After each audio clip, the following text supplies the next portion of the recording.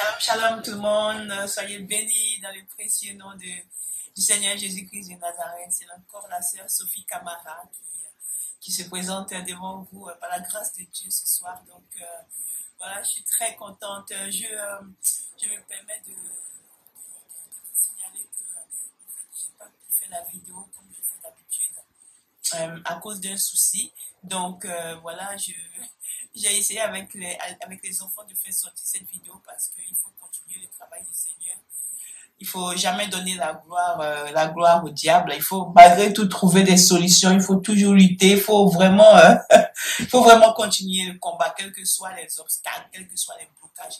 Il faut juste avancer. Donc que le Seigneur vous bénisse, que le Seigneur se souvienne de chacun de vous. Vraiment, je vous remercie pour tous vos appels, tous vos messages de soutien, de réconfort, tous les moments que nous partageons ensemble. En fait, voilà, et je voulais aussi signaler que j'ai eu à perdre pas beaucoup de numéros de téléphone que j'ai perdus, qui se sont effacés de mon WhatsApp et voilà, donc ça fait déjà presque un bon moment. Donc, si vous voyez que je ne vous réponds pas, c'est parce que je n'ai pas vos numéros. Et donc, c'est au fur et à mesure que je récupère les numéros pour rappeler. Voilà, donc soyez bénis. Et je voulais aussi vous dire merci pour toutes les âmes que vous gagnez pour le Seigneur. Je suis très, vraiment très en joie, très reconnaissante pour chacun de vous, pour ce que vous faites. Que Dieu vous bénisse partout où vous êtes, que cette bénédiction abonde sur vos vies partout où vous êtes. Et je voulais aussi préciser que, voilà, malgré tout ce que nous subissons, voilà, je voulais donner un message à tous ceux qui sont prêts pour le Seigneur, tous ceux qui sont prêts au combat. Voilà, pensons à ce que les âmes que nous gagnons, pensons à nous occuper de ces âmes-là à tous les niveaux, en fait. C'est pas juste gagner des âmes et puis, voilà, dire qu'on a gagné des âmes, parce que durant les 2 mois que j'ai pris pour rentrer vraiment en profondeur avec le Seigneur, parce que j'avais besoin de rentrer avec lui. Donc, durant ces 2 mois où j'ai eu à intercéder pour les nations, j'ai eu à intercéder pour le corps de Christ, j'ai eu à intercéder pour les pasteurs, j'ai eu à intercéder pour les âmes, j'ai eu à intercéder pour même les athées, les païens. Vraiment, ça a été un moment vraiment bénéfique et un moment vraiment réconfortant pour moi parce que le Seigneur était là. Donc pendant ce moment-là, vraiment, je me suis rendu compte que le Seigneur avait raison quand il me disait, écoute, il faut continuer à t'occuper des âmes.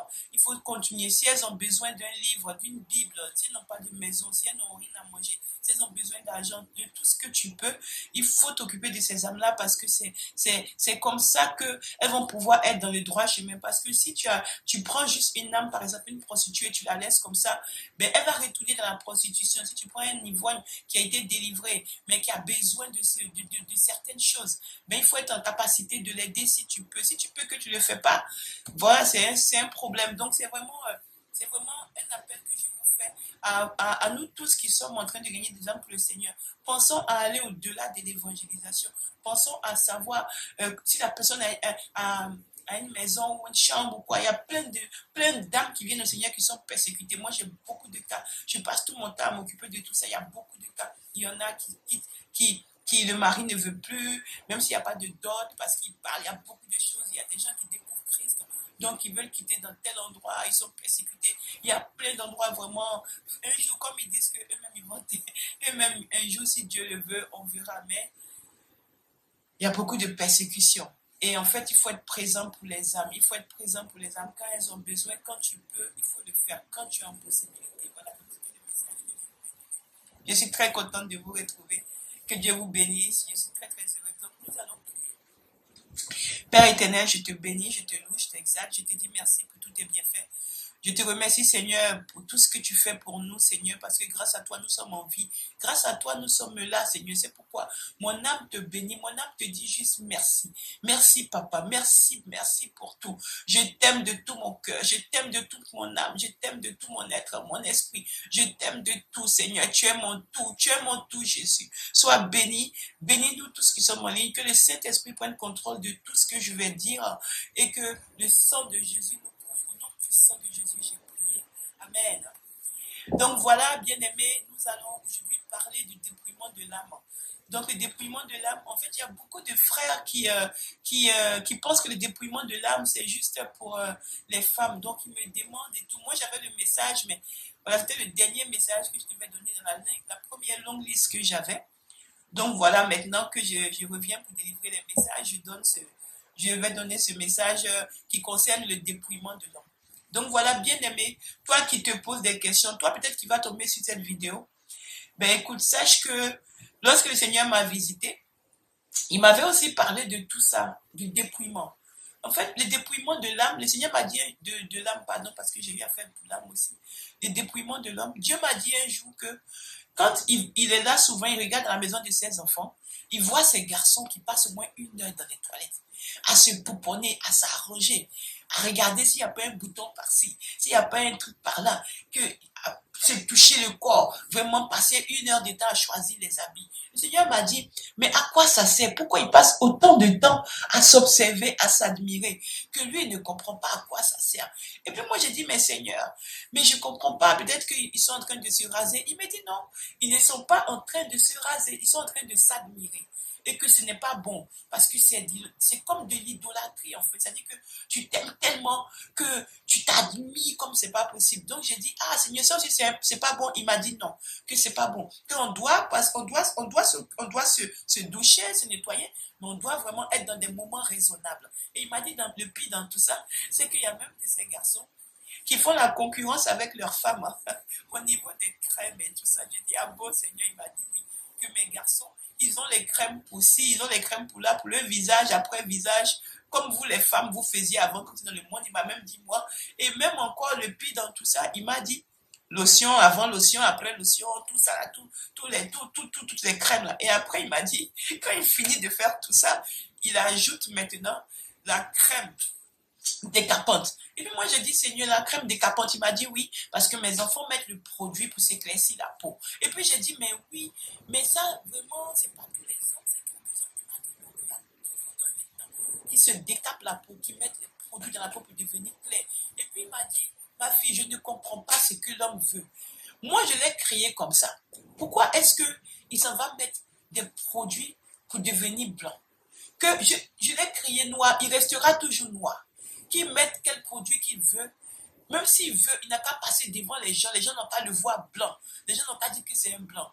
Moi, je sais que je l'ai créé noir. Et pour ça, il m'avait donné, il me semble, Jérémie 13, 23. Et il m'a dit, ma fille, est-ce que je ne dis pas dans ma parole là-bas que un tigre peut-il changer sa couleur, un leopard peut-il changer ses taches? Et puis, est-ce qu'un Éthiopien peut devenir d'une autre couleur que ce que je l'ai créé? Et puis, j'ai dit non, Seigneur. Donc après, j'ai dit, mais Seigneur, quand c'est comme ça, qu'est-ce qu'il faut faire? Il m'a dit non, qu'on doit commencer à parler maintenant profondément de certains sujets qui sont tabous. Il dit que nous faisons le travail du dépouillement, mais nous devons aller maintenant au-delà parce qu'il y a encore du travail, il y a encore des choses qui sont encore tabous. Ça, je lui ai dit, oui Seigneur, c'est vrai que le problème d'éclaircissement là, c'est encore un autre problème, c'est comme le problème de sein, des fesses, tout ça, c'est un autre débat.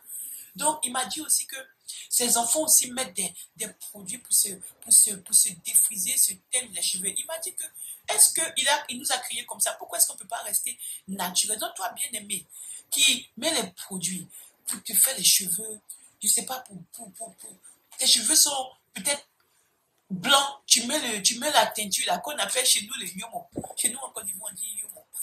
Yomo benga. Ça me rappelle des souvenirs parce que quand j'étais petite, il y avait dans mon quartier des papas qui avaient des gens qui passaient avec leurs produits et puis ça coûtait, je crois, 100 francs CFA. Ils mettaient les cheveux dans les cheveux des vieux, et puis des moments, et puis après les cheveux devenaient tout noirs, ils étaient contents.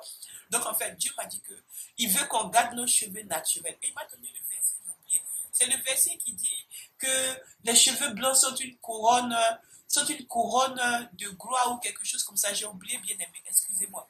Et aussi, il m'a dit aussi que pourquoi est-ce que vous êtes des hommes qui vous a créé comme ça pour être chef de famille, vous mettez plein de bijoux sur vous, et puis vous maquillez. J'ai dit, ah Seigneur, il se maquille. Il m'a dit que ces enfants hommes là, ils se maquillent, ils mettent des fonds de teint. J'ai dit, oui Seigneur, tu m'avais dit ça. Il me dit, oui, qu'ils mettent des fonds de teint comme les femmes, et puis ils mettent des crayons. J'ai dit, Seigneur, les crayons. Il me dit, oui. J'ai dit, mais je sais que les crayons, il y a une catégorie Voilà, de personnes qui mettent ça parce qu'ils ont besoin de faire des foires, des festivals, des choses comme ça. Il me dit non, que beaucoup de ces enfants aujourd'hui maintenant se maquillent, même ils mettent les cols comme les femmes. J'ai dit, ah Seigneur, il me dit, oui, tu vois ma fille, mon peuple que j'ai créé, tu vois où ils vont, ça sert à quoi tout ça?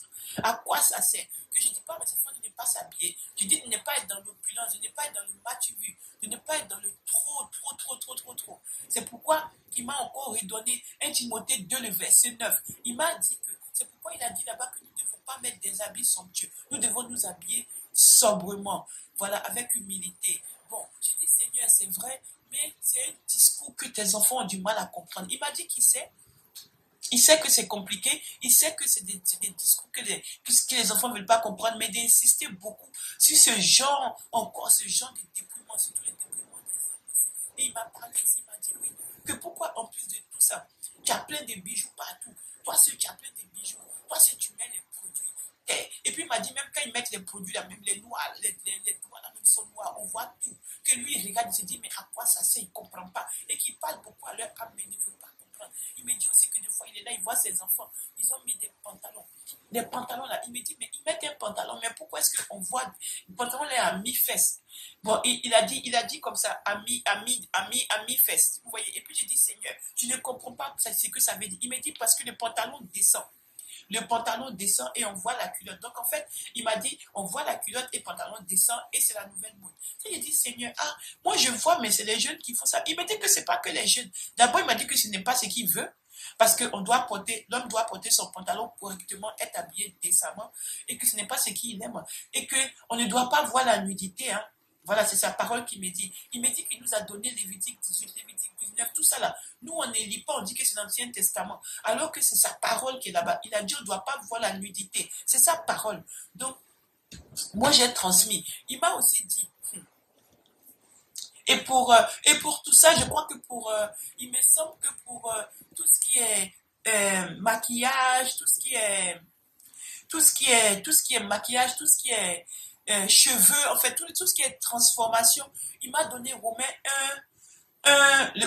12, le verset 1 à 2, j'avais oublié. Et il m'a dit que c'est pourquoi il demande que nous laissions transformer, que nous nous laissions transformer quelqu'un d'autre, que nous évitions de nous conformer au monde actuel, que nous soyons maintenant, que nous soyons des gens qui sont naturels en fait. C'est pourquoi il a dit, fuyez du milieu de, fuyez le monde, soyez comme je vous aime, soyez comme je vous ai fait. Donc il m'a donné pour ça Romains 12 du verset 1 à 2, qui dit qui est comme moi, quand j'ai été transformé, c'est ce même verset qu'il m'a donné. Il faut se laisser transformer.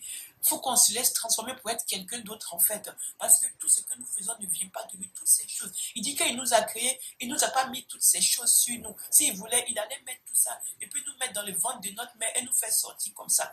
Voilà, bien aimé, je t'ai transmis. Il m'a dit aussi que maintenant, il est rentré dans le débat de vous, là, les hommes, là, qui sortez avec toutes les filles à gauche, à droite. Vous sortez avec toutes les filles à gauche, à droite. 1, 2, 3, c'est vous. 1, 2, 3, c'est vous. Il m'a dit que, lui, là, en tout cas, si toi qui fais ça, tu n'arrêtes pas, tu ne te répands pas, tu vas lui rendre compte. Il dit que des fois, il est là, il voit un homme. Il a au moins 4, 5, 6 copines. Et puis, en plus, des fois, il est marié. Et puis, il dit que des fois, il est là, il les voit dans les voitures, ils sont avec une. Il ment à la fille qu'il aime et tout, que c'est elle qui veut tout ce que tu veux, que c'est elle la femme de sa vie. Alors que quand il finit là, il va rejoindre encore 2, il va rejoindre encore 3. Dieu a dit qu'il te voit, toi qui fais ça. Il te voit, toi qui fais ça. Et il a dit le pire dans tout ça, c'est que quand tu fais ça, tu finis de mentir à ces filles pour pouvoir avoir des relations sexuelles avec elles. Et quand tu finis ça maintenant, tu rentres à la maison et tu t'en vas mentir aussi à sa fille qui est à la maison, que tu es sorti, aller faire une course, que tu étais au travail ou en voyage.